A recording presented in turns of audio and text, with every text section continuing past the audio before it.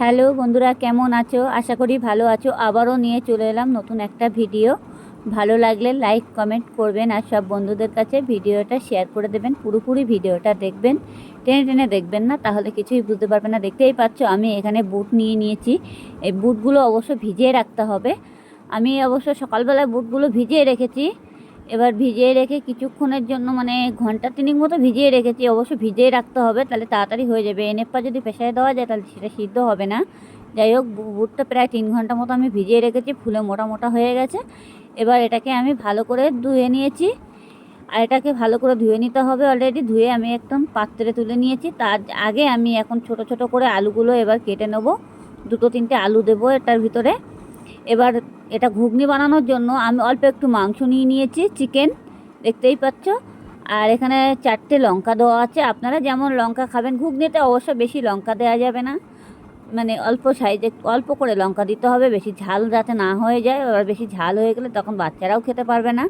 আর অবশ্য ঘুগনিতে বেশি ঝাল দেওয়া যায় না। যাই হোক, মাংসতে যেমন মানে মশলা দেওয়া হয় তেমনভাবে দেওয়া হচ্ছে। একটু রসুন, আদা বাটা, পেঁয়াজ কুচি, টমেটো আর ছোটো ছোটো করে আলু কেটে নেওয়া।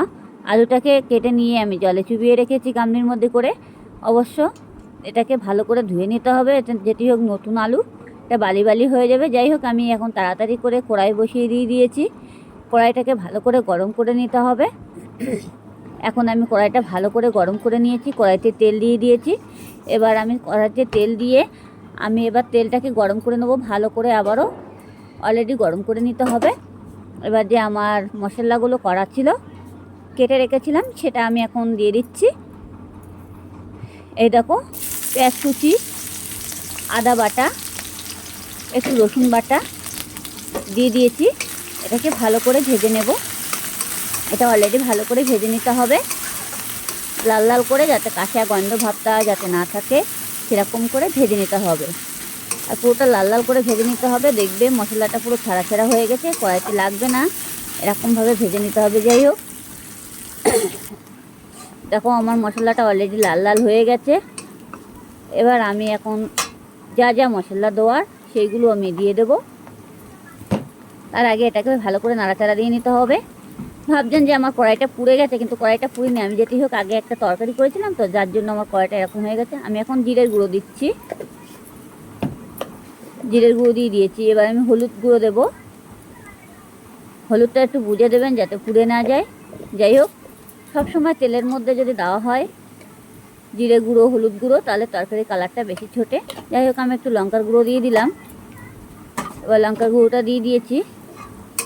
এবার এটাকে ভালো করে নাড়তে হবে। আর কাঁচা মশলা যদি সবজিতে দেওয়া হয় তাহলে একটু কাঁচা কাঁচা গন্ধ ভাব লাগে। যদি তেলের মধ্যেই মানে জিরের গুঁড়ো, হলুদ গুঁড়োগুলো দেওয়া হয় তাহলে ভালো গন্ধটা হয়। এরকম আমি লবণটা দিয়ে দিয়েছি। এটাকে আবারও ভেজে নেব, আমি ভালো করে নাড়াচাড়া দেবো। এবার যে মাংসটা ছিল আমার, টমেটো আর মাংস একসাথে আমি এটা তেলের মধ্যে দিয়ে দিয়েছি, ওই তেলের ভিতরেই দিয়ে দিয়েছি।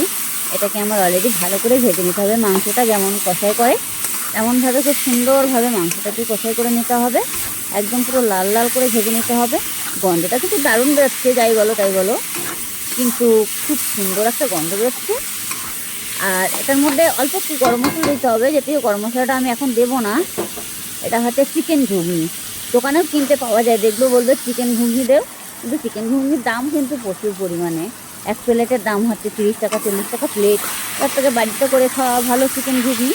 এরকম আমি হালকা 2-3টে মানে অল্প করে একটু চিনি দানা দিয়ে দিয়েছি।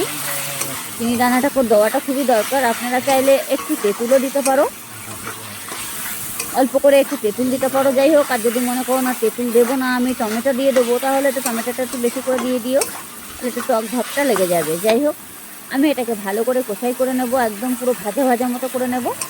দেখতেই পাচ্ছ, ছোটো ছোটো করে মাংসগুলো অবশ্যই কেটে নিতে হবে।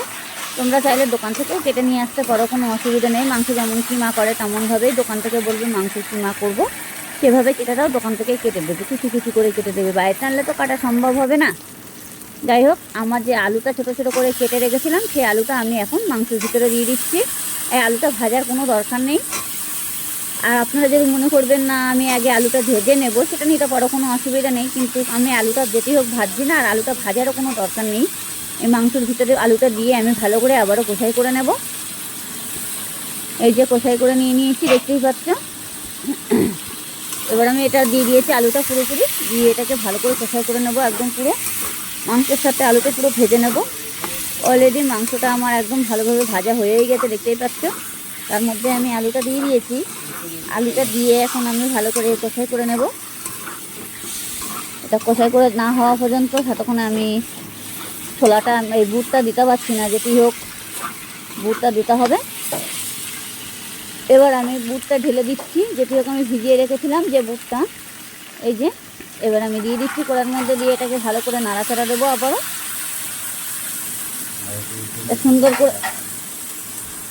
সুন্দর করে নাড়াচাড়া দেবো, যাতে পুড়ে না যায়। নেড়ে চেড়ে আমি জলটাকে সেই বুঝে দিতে হবে, যেটি হোক আমি প্রেসার কুকারের মধ্যে দেবো, নাহলে কড়ার মধ্যে দিয়ে তো বুট সিদ্ধ করা যাবে না। আর বুটটা তাড়াতাড়ি সিদ্ধ হয় না কড়ার মধ্যে দিলে, জানো তো সবাই। ঘুগনিটা করতে গেলে একটু প্রেসারে ছিটে মারতে হবে। এবার আমি ভালো করে নেড়ে চেড়ে নেবো।